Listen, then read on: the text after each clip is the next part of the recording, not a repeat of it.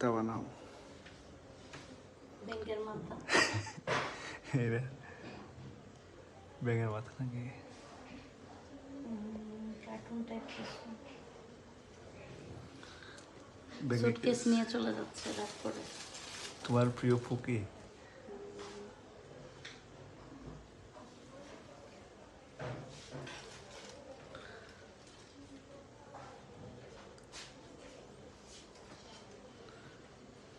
ব্যাঙও suitcase use করে ইদানিং।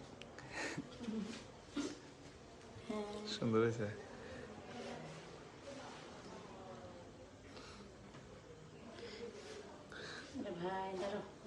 এই হলো আমাদের আজকের কেকটা।